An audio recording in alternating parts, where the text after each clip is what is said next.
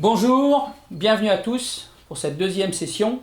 On va se voyager, on est à Cannes. On est à Cannes aujourd'hui. On va pouvoir aborder le Festival de Cannes en vidéo et puis par rapport à plusieurs recettes. Donc j'ai pris le parti d'aller chercher les recettes contenues dans certains films qui ont été présentés à Cannes. Alors je me suis dit ça va être facile, je vais prendre ma liste de films, je vais sélectionner quelques films où on voit des recettes et puis ça va être facile. Sauf que depuis 1946, il y a eu plus de 2400 films qui ont été projetés à Cannes. Donc quand je me suis retrouvé face à la liste, ça a été un peu compliqué. Donc, j'ai passé quand même plusieurs heures pour préparer le cours. J'ai défilé les films. Et c'est vrai qu'il y en a certains qui m'ont sauté aux yeux. Donc j'en ai extrait quelques plats. Donc aujourd'hui, on va travailler des choses très sympas. On va travailler des nouveaux produits. Alors peut-être parfois, vous savez, je suis très sensible au fait que vous trouviez facilement les produits. Aujourd'hui, on va travailler de la papaye verte, par exemple, ce qui n'est pas évident à trouver. Donc, avec un peu de recherche dans les spécialistes asiatiques, vous trouverez ça. On peut, vous verrez, hein, on va mettre de la pomme dedans, donc on va pouvoir travailler des produits différemment et des assaisonnements assez sympas. On fera toujours le lien avec le film, vous verrez, donc l'odeur de la papaye verte qui a été primée quand même à Cannes. Pulp Fiction, avec un petit burger assez sympathique qu'on va faire ensemble. Le minestrone de la Grande Bellazza. Hein, alors j'ai pris mon anti-sèche pour rien oublier. Hein. Le fameux dorayaki, hein, des délices de Tokyo, hein, qui est un petit dessert. J'ai essayé de vous composer ça comme un menu de A à Z que vous pourrez déguster assez facilement. Alors il y a toujours des petites choses à respecter parce que ce sont des recettes vraiment originales et ce sont des recettes qui, pour les dorayaki, sont typiquement japonaises. Donc assez particulières. J'ai parlé donc du minestrone, j'ai parlé de Quentin Tarantino et de son burger. Il me reste plus qu'à vous parler du curry de poisson, du Lunchbox. Là aussi, un très très beau film hein, que je vous conseille. Le Lunchbox, donc cette petite boîte qui est donnée et ben, il se trompe de personne. Alors il y a une histoire d'amour qui s'en dégage. Et en fait, en Inde, donc on aura l'occasion de voir hein, la façon de faire un curry de poisson à la mode indienne. On y va.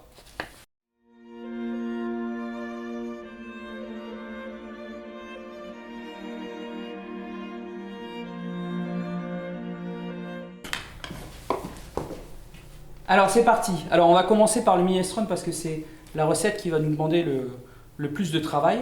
Donc la première chose qu'on va faire, c'est allumer. Alors là j'ai une belle petite cocotte en fonte, laquelle je tiens beaucoup. Je fais chauffer mon huile d'olive, hein, vous voyez. On tapisse juste le fond. Hein. Alors l'huile d'olive, elle va capter les goûts aussi. Donc c'est important et on verra qu'à la fin, on va encore en remettre. Hein, c'est l'Italie. On va encore en remettre dans le pesto. Donc on va avoir ce goût hein, qui va être là et qui va être très présent. Oignon ciselé avec de l'ail. Donc on va le mettre juste avant. Il ne faut pas faire trop chauffer l'huile. Parce que sinon vous saisissez l'oignon et il a tendance à brûler. Et donc l'oignon s'il est brûlé, il va flotter sur le potage. Hein, parce que je vous rappelle, le minestrone, c'est un ensemble d'une variété de légumes qui peut changer selon le marché. Hein, je vais préciser sur le cours que vous avez en pièce jointe. Vous voyez, on fait suer sans coloration. Donc on va chercher à retirer le sucre qui est contenu dans l'oignon pour qu'il donne ce petit goût de base. Parce que c'est vrai, les minestrones, c'est comme beaucoup de recettes en Italie, hein, il y en a un pour toutes les régions. Donc c'est vrai que c'est assez spécifique. Alors on aura l'occasion peut-être d'en reparler rapidement s'il y a un prochain cours peut-être sur la cuisine sicilienne. Hein. Donc voilà, donc là vous voyez, je baisse légèrement. Et là, c'est vraiment quelque chose de très très simple. Hein. Je n'ai pas voulu non plus vous mettre des recettes trop compliquées. Je vais y mettre le plus long dans le minestrone, c'est de tailler les légumes. Je vais y mettre mes courgettes. Voilà, pareil, je remets un peu remettre tout ça. Alors au plus c'est régulier, au plus c'est joli, hein, c'est sûr. Voilà, je vais très légèrement assaisonner.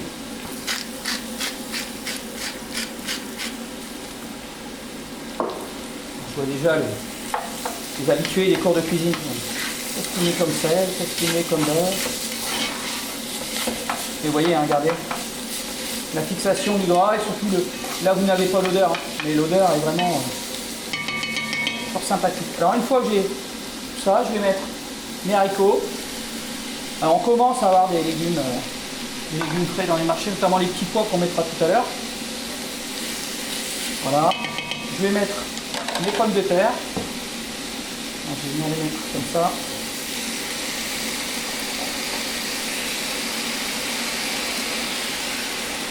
C'est un plat généreux, hein, les minestrone. Donc on n'hésite pas. Je sais que j'ai mes amis de la médiathèque qui sont déjà en train de se dire qu'est-ce que je vais manger ce soir.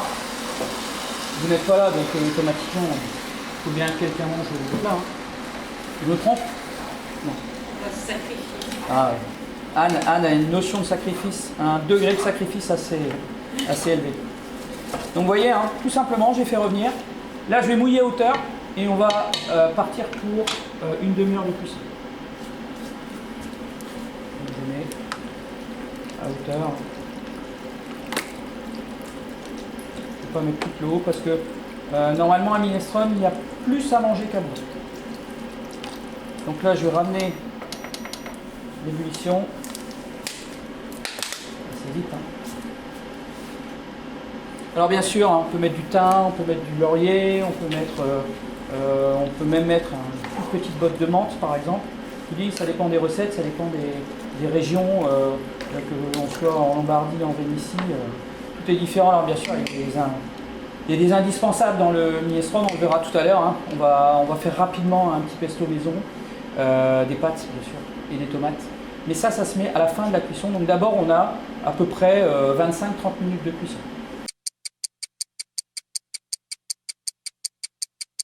Le minestrone, 30 bonnes minutes de cuisson.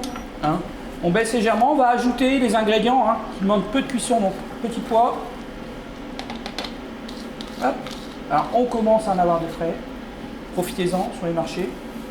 Tomates et en dessous, j'ai mis des radis. Comme j'avais pas mal de radis.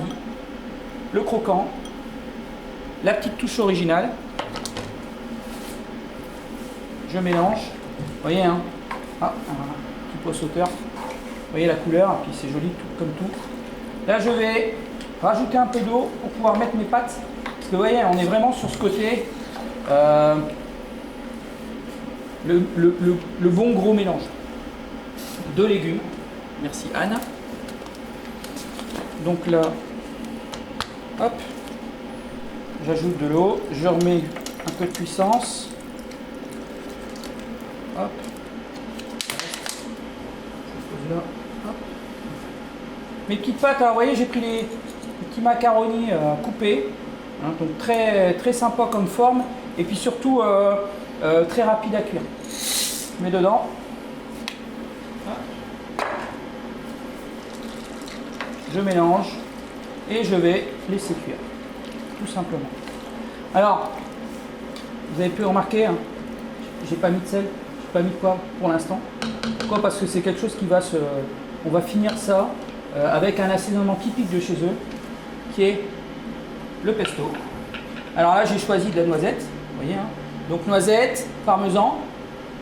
Je vais déjà mixer un coup.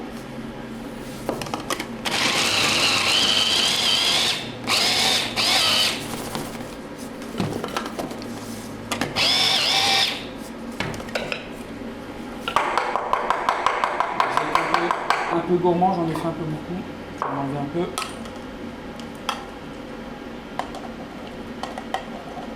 Je repasserai le reste après. Alors, une fois que c'est bien passé au cutter et que vous avez un peu de place, on va ajouter l'élément. Alors là, on est déjà en Italie, hein, le parmesan. On va ajouter le basilic. Alors là, pareil, hein, l'Italie, c'est quand même assez synonyme de générosité. On n'hésite pas, on en met. Pour aussi la couleur, hein, important. Vous voyez, je mets ça sur le côté. Et l'élément liant, l'huile d'olive, alors là. Je n'hésite pas non plus. Voilà ce qu'il me reste. Voilà. Donc mon petit minestrone est en route.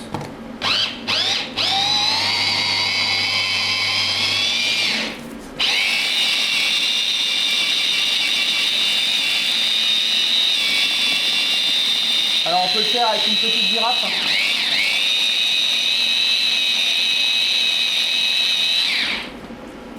Alors, si vous voulez vraiment avoir une couleur flashy, ce que vous pouvez faire, et c'est assez facile à faire, c'est prendre vos feuilles de basilic et les passer à l'eau bouillante avant. Juste les blanchir quelques secondes. Et du coup vous allez fixer la couleur verte, beaucoup plus, une belle couleur verte bien fluo. Et là vous aurez un pesto avec une couleur beaucoup plus vive. Bon, nous je vous avoue, vu où il va atterrir, c'est pas très utile d'avoir une couleur vive. Il y a déjà plein de couleurs, regardez. Hein. Donc automatiquement, c'est ce qui va nous servir d'assaisonnement. Voilà.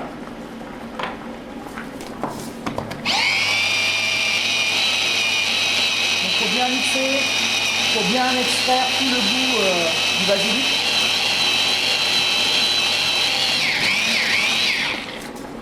Voilà. Donc là j'ai quelque chose de beaucoup plus vert. Je vais mettre sur le côté. Hop. Ici. Donc vous voyez là, je vais laisser cuire tout doucement parce que les pâtes méritent encore. Alors au plus vous allez cuire, ça je l'ai déjà dit, hein, pour ceux qui ont l'habitude de venir au cours, ils le savent, au plus vous allez cuire dans un liquide qui a du goût. Donc là on est vraiment sur un bouillon de légumes qui est très fort en goût.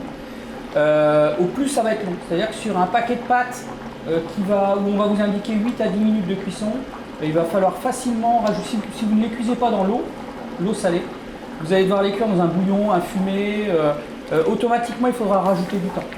Hein, 2, 4, 6 minutes parfois, hein, selon l'épaisseur du liquide.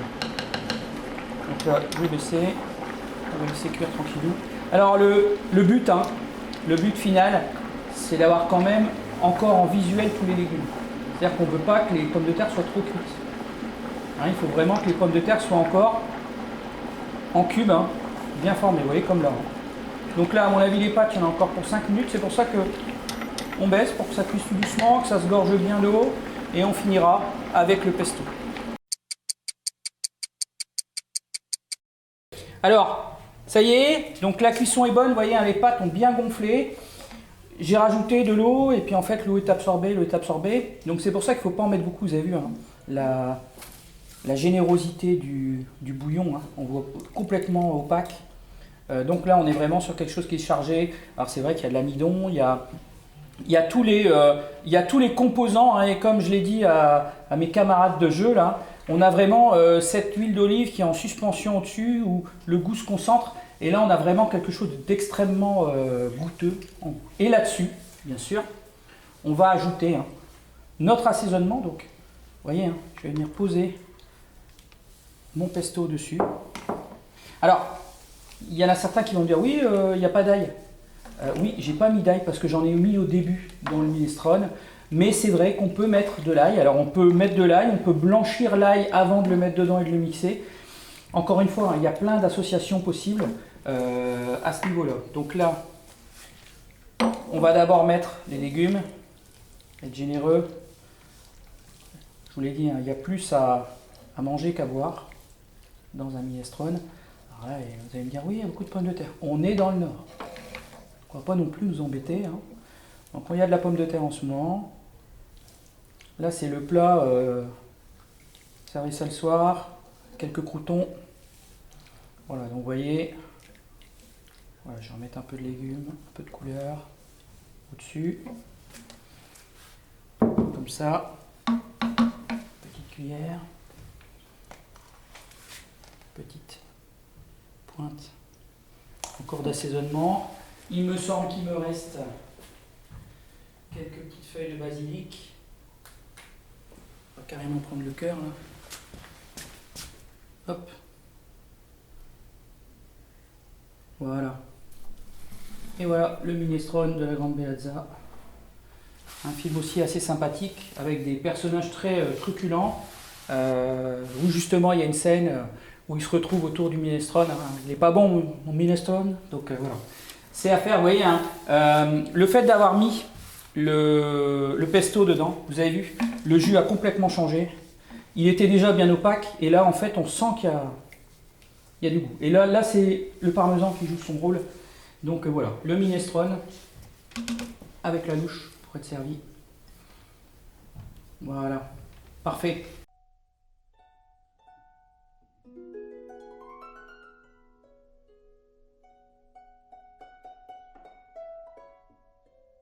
Alors, pour la deuxième recette, vous avez vu, on essaie d'être assez rapide, assez efficace.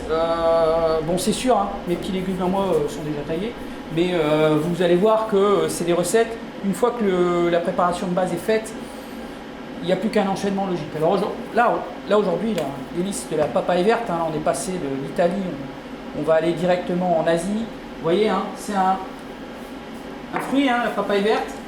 On va trouver, alors vous voyez, je vous ai épluché que la moitié pour que vous puissiez voir à quoi ça ressemble hein, comme produit. Donc on va retrouver un fruit, on dirait la texture d'une courgette qui ne serait pas vraiment mûre, hein, donc assez dur quand même, quelques grains. Donc on l'épluche, on la lave, on l'épluche, on enlève les grains et on va la râper. Alors moi j'ai pris une râpe à la main, hein, tout simplement. Hein.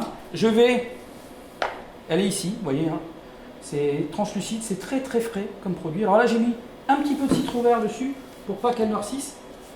Vous avez vu hein, ma pomme qui commence déjà un peu à noircir. Donc là on va vite faire le mélange pour que je puisse avoir quelque chose de joli.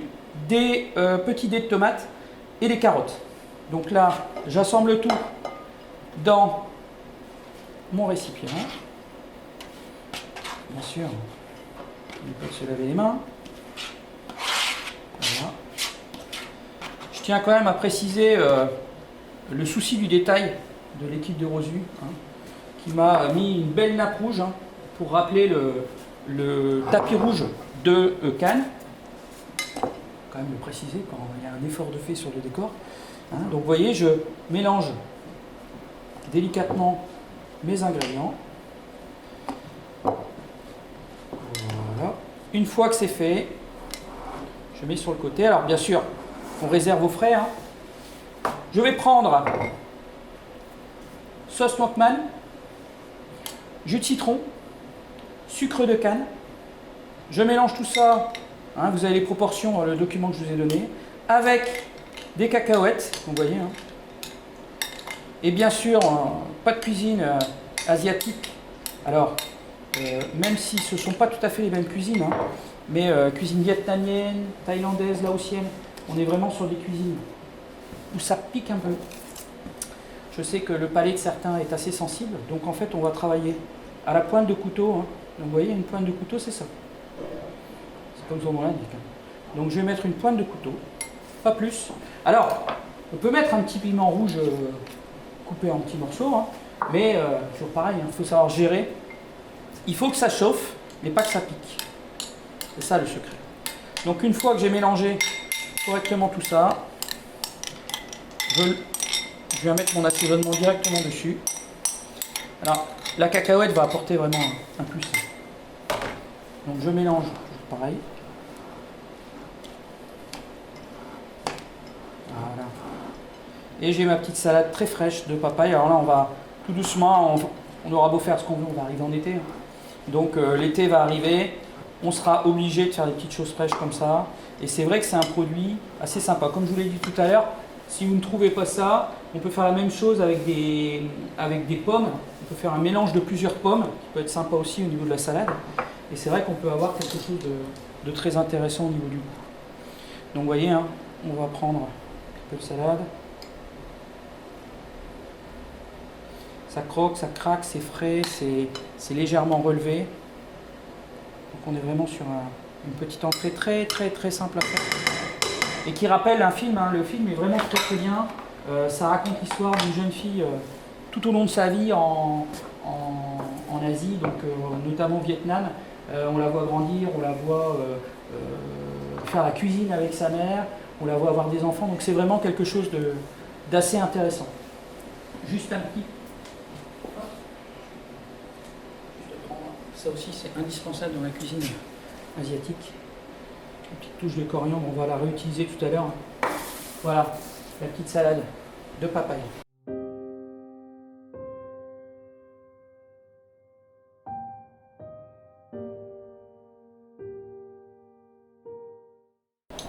Alors, les dorayaki.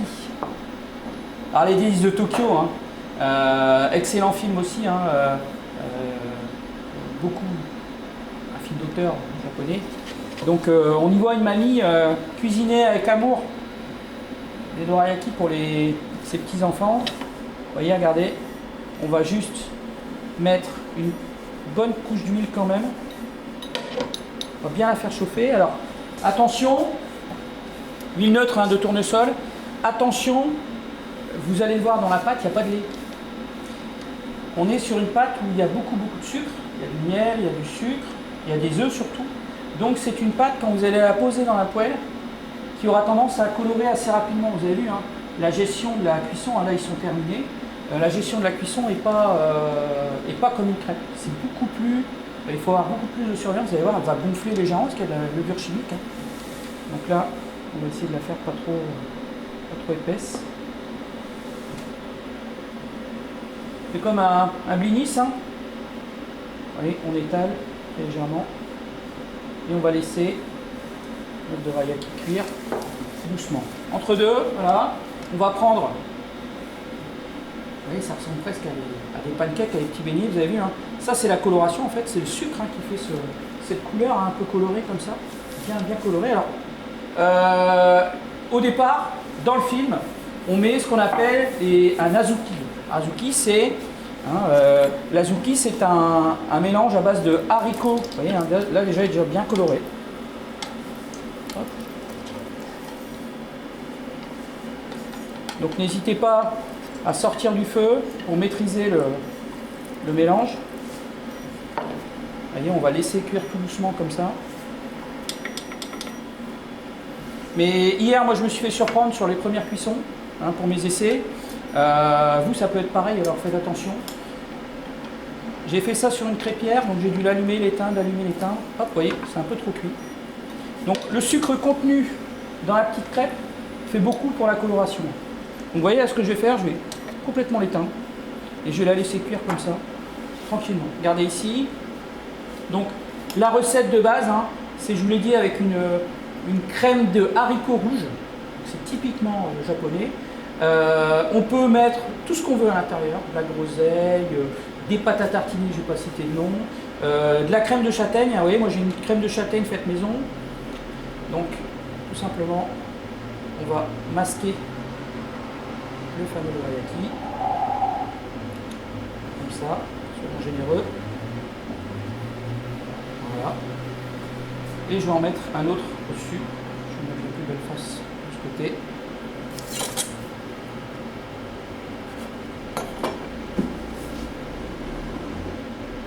Voilà. On peut aussi mettre des confitures. Alors, moi j'adore la groseille. Là j'ai une cerise, qui peut être assez sympa. Pareil. On a vraiment... alors attention, hein, c'est beaucoup de sucre. Donc on a vraiment quand même quelque chose d'assez costaud au niveau sucre. Et la rhubarbe, hein, parce qu'on est dans le Nord quand même, donc faut pas rigoler, hein, avec les produits du Nord. Alors, le dorayaki, c'est quand même très sucré, donc c'est vraiment une gourmandise. On va pas pouvoir servir ça avec du poisson ou avec de la viande, hein, même si la texture nous invite à ça, vous le voyez, hein, c'est quelque chose de très aérien. Voilà, donc à la rhubarbe. Donc là on a rhubarbe, cerise et crème de châtaigne. Et mon petit dorayaki, vous avez vu. Là il est cuit dans une poêle éteinte. Donc vous imaginez, il faut vraiment y aller mollo, comme on dit. Vous voyez, hein, très aérien, très léger. Même si ça contient pas mal de sucre, c'est très léger. Alors, saupoudré de sucre, c'est aussi très bon. Voilà pour le dorayaki. Un dernier petit conseil, on peut aussi, à la dernière minute, venir mettre un peu de citron vert dessus. Voilà. Une petite râpe. Voilà. Le fameux dorayaki des délices de Tokyo.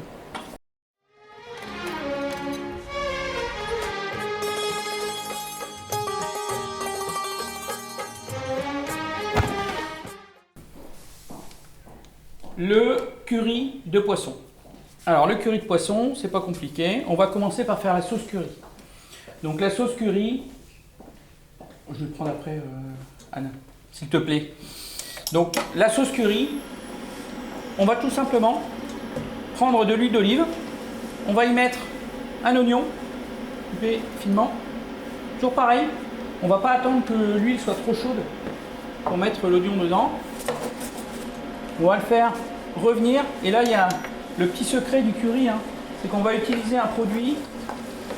On pourrait mettre la poudre. On pourrait. Mais quand on veut vraiment du goût, il faut prendre la pâte de curry. Alors, il existe des pâtes de curry vert, des pâtes de curry rouge et la pâte de curry jaune. Attention, elle est un petit peu relevée, donc j'en mets pas une cuillère complète.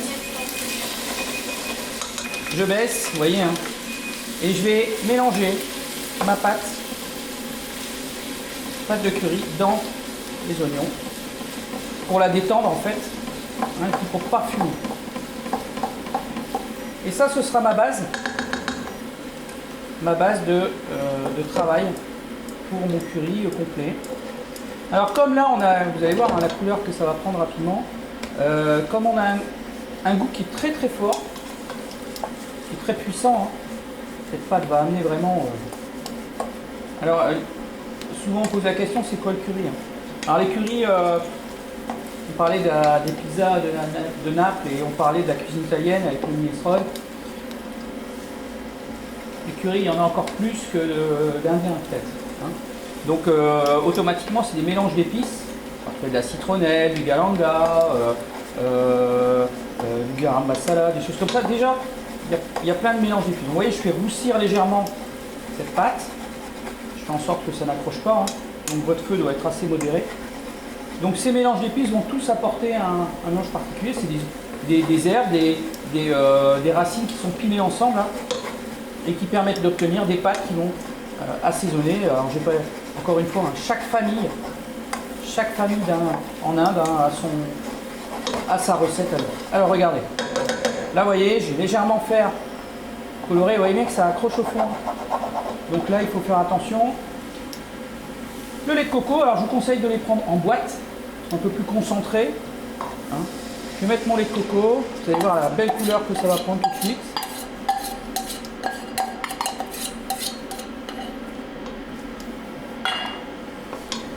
Et le petit secret, alors je vais bien gratter le fond, hein. On va aller récupérer tous les petits sucres. Le secret, regardez, hein, c'est la fixation du gras. En fait, quand vous allez cuire votre lait de coco, dans le lait de coco il y a des protéines, donc ça va lier votre sauce. Et on va redonner une ébullition pour faire, vous savez, on voit déjà, hein, le gras du curry qui remonte doucement en surface. C'est ce qui va donner la belle couleur, hein. Et surtout c'est quelque chose qu'on va pouvoir du coup conserver plusieurs jours, hein. Donc pour en parler rapidement, hein, le film Lunchbox, un film, bon, j'avais pas trop envie de le regarder, et en fait on est pris dans l'histoire, une histoire d'une erreur au départ, où on va donner le repas de quelqu'un d'autre à quelqu'un, et donc il y a un petit mot dans la Lunchbox, et c'est là où le film devient très très intéressant. C'est qu'il y a cette histoire, et alors tous les jours ils cherchent à savoir à qui appartient vraiment le repas, et c'est ça la base du film. Donc là, je vais redonner un coup de boost. Là on arrive à une belle ébullition, et comme alors on pourrait presque le laisser comme ça, et le laisser légèrement réduire, et y mettre la viande, la volaille à cuire. Si vous faites un curry de volaille chez vous, voilà, vous y êtes, vous mettez votre poulet, vous faites sauter votre poulet à côté dans un petit wok avec quelques légumes et vous mettez ça dessus, c'est terminé. Sauf que là, on est sur du poisson, donc j'ai fait un fumet de poisson que j'ai légèrement fait réduire et je l'ajoute à mon lait de coco parfumé au curry. Et là, je commence déjà à avoir une sauce, vous voyez, hein, légèrement veloutée. Quand je passe ma spatule dedans, c'est légèrement velouté. Je vais redonner une ébullition et là je vais laisser cuire tout doucement. Et je vais pouvoir y mettre mes morceaux de poisson. Alors, j'ai pris du cabillaud. Donc là je baisse.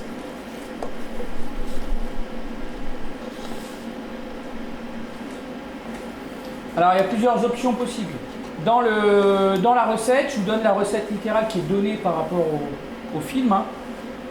On peut faire revenir, c'est-à-dire on peut fariner légèrement les morceaux, les faire revenir, les mettre dedans. C'est toujours le fait de rajouter du gras à chaque fois. Hein. Là, je vais vous donner une option très très simple.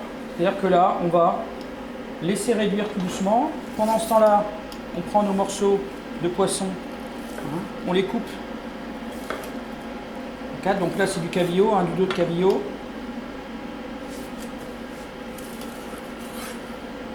Des petits morceaux. Hop.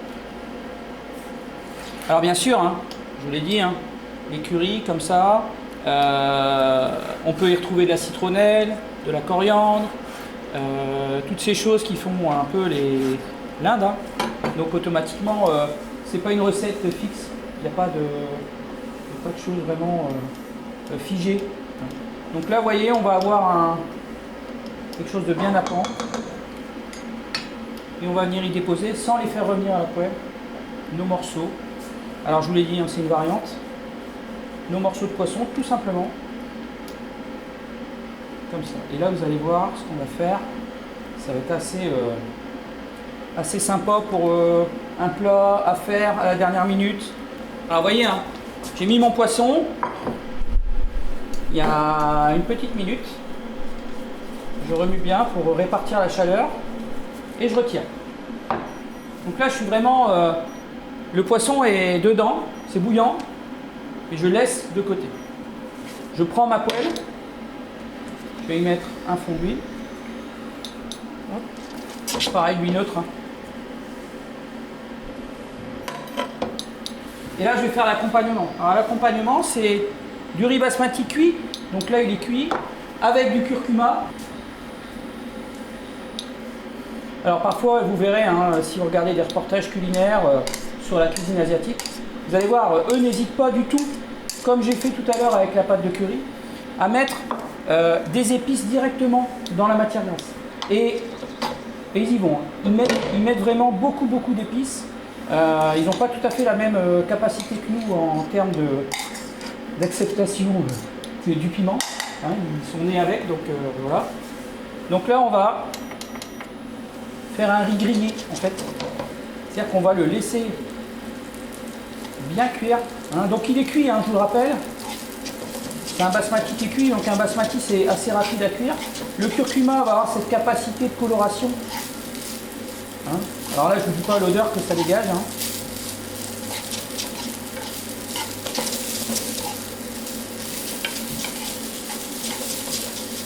Donc on va laisser. Hein. Alors même sur la recette de base, hein, ils expliquent bien qu'il faut bien faire griller le riz, quoi. Donc là, on a vraiment un accompagnement hyper sympa, très original.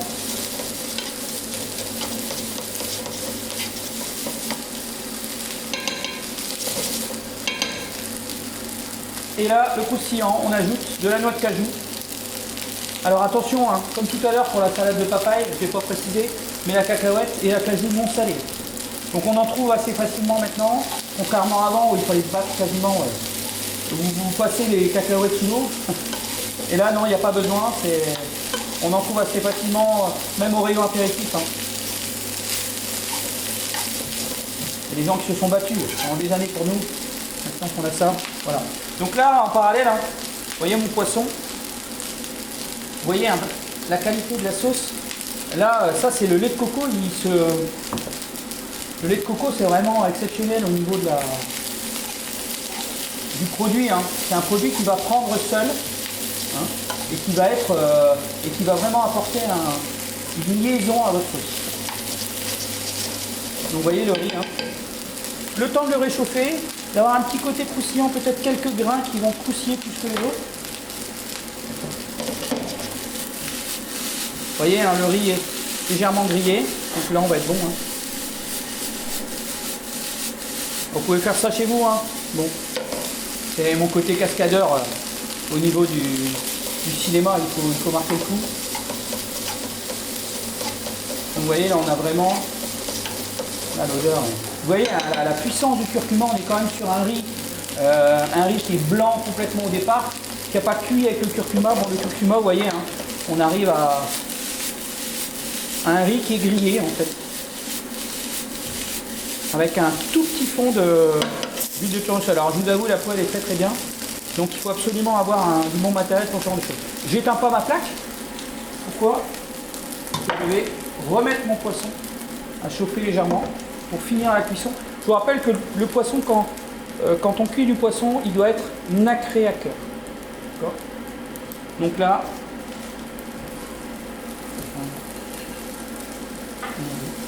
mon riz grillé. Hein. Alors n'oubliez pas, hein, dans le film, ça ressemble dans un bento. Hein. Donc ces petites boîtes que les enfants ou bien les gens prennent à ce que nous, on appelait à une certaine époque une gamelle. Donc c'est souvent dans des petites cases séparées. Et je vous donne, au niveau du document, je vous donne une recette d'un accompagnement à base de yaourt qui peut être aussi très intéressant.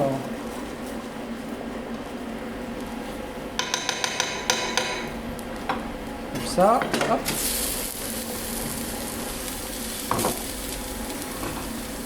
Donc on va venir prendre nos morceaux de poisson qui sont encore bien, qui se tiennent encore bien, hein, vous voyez, regardez.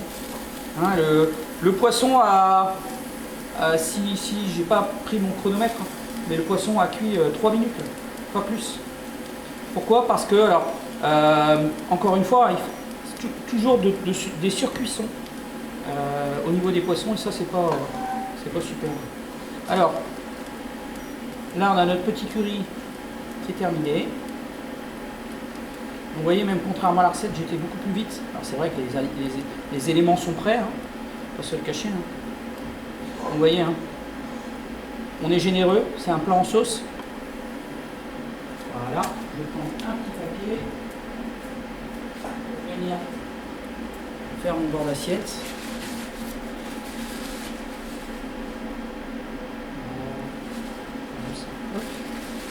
Donc j'ai une belle petite assiette en 3-4 minutes avec vraiment de l'originalité, surtout au niveau du riz. C'est pour ça que j'ai absolument voulu, j'aurais pu faire que le curry, mais j'ai voulu vous faire le riz sauté parce que c'est vraiment quelque chose de très particulier. Parfois on a du riz qui reste dans le frigo, on ne sait pas trop quoi faire avec. Vous avez vu, hein, une petite dose d'épices, vous savez, les fameuses épices qui traînent qu'on achète une fois pour une recette et qui restent dans le placard. Là on a vraiment quelque chose, vous voyez, hein, qui se tient, utilisation d'une pâte de curry qui peut être de toutes les couleurs. Là on est vraiment sur du jaune, ça pourrait être un curry rouge, un curry vert, c'est l'intensité qui change.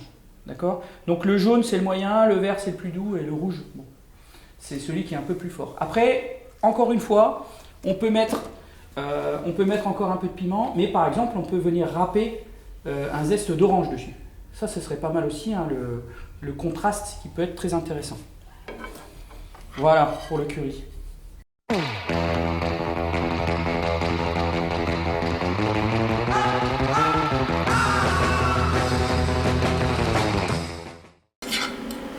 Alors voilà, on attaque la dernière recette. Alors, j'ai pas gardé celle-là pour la fin, la cerise sur le gâteau, parce que là on est vraiment sur un film légendaire qui est Pulp Fiction de Quentin Tarantino, où les deux tueurs, hein, qui sont dont John Travolta sont dans la voiture, ils discutent, ils papotent et ils parlent de burger. Et en fait ils parlent du Big Kahuna Burger que Samuel L. Jackson, voilà, a déjà mangé, et ils vont en parler juste avant d'aller perpétrer leur travail du jour, c'est-à-dire de tuer quelqu'un. Et ils en parlent de façon toute naturelle parce que c'est leur travail. Pour le Big Kahuna Burger, qui n'existe pas du tout, hein, si on écoute bien la recette, oignons caramélisés, donc vous voyez, j'ai commencé à les faire. J'ai encore triché un petit peu parce que j'ai pris l'ananas, je coupe en fines tranches et je l'ai déjà un peu caramélisé, vous voyez, des tranches très très fines qu'on va mettre juste à côté. On va les faire juste revenir. Alors, toujours pareil, hein. Oui, on ne met pas d'ananas dans une pizza, on ne met pas d'ananas dans un burger. S'il y a des gens qui aiment ça, pourquoi pas, hein. Moi, il n'y a pas de... Moi, vous savez, j'ai pas d'interdit. On peut faire des choses, après il y a du bon sens. Alors c'est vrai que l'ananas, quand il est légèrement salé, ça peut être quelque chose de très très intéressant pour faire des burgers. Alors là, j'ai ma poêle avec mes oignons et mes ananas. Et cette poêle, regardez, je vais l'enlever. la poser ici. Je vais prendre mon autre poêle pour cuire mes steaks. Toujours un petit filet d'huile. C'est pas pour... Il faut savoir que si vous mettez... Parce que souvent dans les recettes, on vous dit mettez de l'huile et mettez du beurre. Le beurre va quand même brûler à 125 degrés. 125, 130, il va commencer à colorer et ça va être compliqué. Donc il faut pouvoir gérer la cuisson du steak sans trop monter trop au niveau des températures parce que la gestion des corps gras, donc l'huile ne va pas faire que votre beurre ne va pas brûler. Dans le beurre, il y a de l'eau, dans le beurre, il y a des composants qui brûlent beaucoup plus vite que dans l'huile. Donc automatiquement, il faut quand même faire attention. Par contre, au niveau du goût, c'est sûr que ce sera différent. Hein, donc une huile neutre, toujours tournesol, c'est très bien. La poêle bien chaude. Hop. Je vais prendre mes petits steaks. Alors, j'ai pris de la viande hachée. Hein. J'ai formé mes petits steaks à la taille de mon pain parce que je vais faire des mini aujourd'hui. Ouais, je vais faire des mini parce que si je commence à leur donner des hamburgers, ils vont plus, les horaires d'ouverture vont changer. Donc, automatiquement, petit. Alors, pour bien cuire un steak haché, ça paraît simple comme ça. Je peux m'amener le téléphone, s'il te plaît. Pour bien cuire un steak haché, on va bien le faire colorer d'un côté et on va le retourner, on va arrêter la cuisson. Alors pas trop d'assaisonnement parce qu'on va mettre une sauce teriyaki, hein, une sauce légèrement sucrée après dessus. Mais bon, quand même un petit peu. Donc là j'ai déjà une belle coloration. Donc le dessus est froid, hein. Donc je retourne délicatement mes steaks. Alors vous voyez, on va tout faire dans la poêle. Là je vais mettre dessus, je vais les pousser un peu. Voilà. Je vais mettre dessus, je vais baisser au minimum.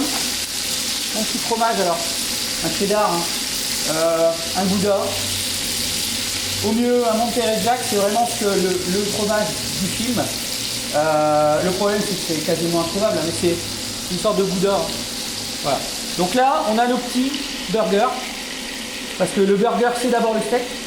D'accord. Et on va mettre la base du pain. Donc là j'ai pris des petites brioches dans la poêle pour venir caraméliser tout ça. Alors vous voyez, hop, ils vont imbiber le jus de cuisson. On met ça au-dessus. Attention, pas le chapeau. Donc là on laisse cuire. Bien sûr, après la pointe de cuisson des steaks, hein, c'est à votre bon vouloir. Hein. Donc là on imbibe, hein, on met le jus, hein, carrément. Et oui. Moi je suis la recette du film. Hein. Donc là vous voyez, je vais juste faire caraméliser un petit peu mon pain. Et on va pouvoir rapidement passer au montage. Hop, essayer de ne pas faire d'accident. Donc la sauce teriyaki, hein, c'est une sauce légèrement sucrée.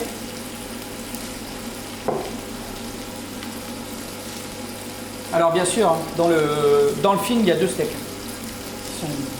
C'est des costauds les gars, c'est des vrais de vrais. Donc il y a deux steaks. Alors regardez, je vais remettre mes oignons colorés tout doucement, à chauffer tout doucement. Et bien sûr les kernels ketchup, hein. Ne pas oublier. Le ketchup, c'est pour le chapeau. On va mettre tout de suite. Ça peut en mettre partout comme moi.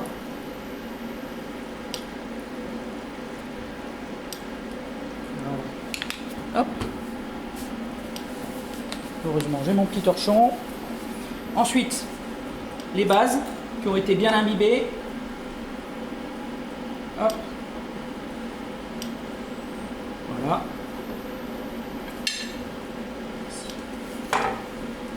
Je vais mettre un tout petit peu de sauce. Elle est légèrement sucrée, vous voyez. Voilà. Je prends mon steak. Bien chaud.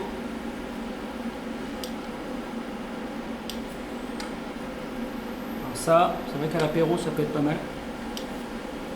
Ça peut même être très bien, je pense. La tranche d'ananas. Je vais même faire le gourmand. En mettre deux pour bien voir qu'il y en a. Hop.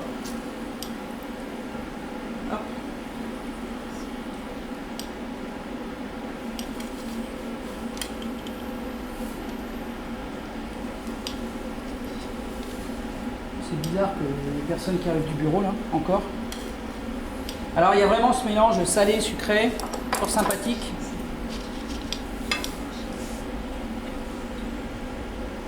les oignons caramélisés, vous voyez. Hein. Alors là aussi, hein, il y a un côté sucré. Hein. C'est vrai que souvent les gens disent oh, on peut pas mettre.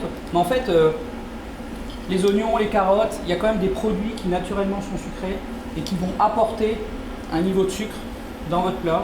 Alors c'est sûr, il hein, ne faut pas en abuser, hein, mais ça peut être quelque chose d'intéressant. Alors là, avec les enfants, vous êtes sûr d'être gagnant. Donc je prends mon petit chapeau, je vais légèrement appuyer. Et on le voit, hein, je vous ai mis la photo de Samuel L. Jackson en train de manger dans le hamburger. Et on le voit, hein, c'est quelque chose de gourmand, de généreux. Donc c'est dans le petit document que je vous ai donné, vous allez retrouver toutes les recettes, tous les ingrédients. Franchement, j'ai pris beaucoup de plaisir à faire le cours sur papier. J'ai mis quand même pas mal de temps. J'espère que vous apprécierez parce que on retrouve vraiment l'esprit du Festival de Cannes. Alors il y avait plus compliqué, hein. On aurait pu attaquer le Festin de Babette, le Palme d'Or dans les années 80. Où on va retrouver une cuisinière qui gagne à la loterie et qui, au lieu de repartir en France et de vivre la grande vie, paye un repas à des gens qui n'ont pas l'habitude, qui sont plutôt austères, même une communauté religieuse, et leur paye un repas avec les vins, etc., qu'elle fait venir de France. Et c'est magique. En fait, ils retrouvent le plaisir de manger à ce niveau-là. Je vous conseille d'ailleurs le Festin de Bavette. On travaille beaucoup là-dessus avec les élèves en lycée hôtelier. C'est un film vraiment mythique. Et c'est vrai que parfois, les ingrédients, comme la papaye ou les plats en eux-mêmes, font, hein, on l'a vu déjà avec l'omelette de François Pignon la dernière fois, mais là on voit que le plat fait partie entière du film, voire tout le film en fait tourne autour du plat. Et c'est ça qui est important. Donc là, vous voyez, là on est vraiment sur des beaux petits burgers. Donc voilà, donc moi j'étais très content de faire ce cours aujourd'hui avec vous, j'espère qu'il y en aura d'autres, hein, et qu'on va se retrouver bientôt. Voilà, bon appétit!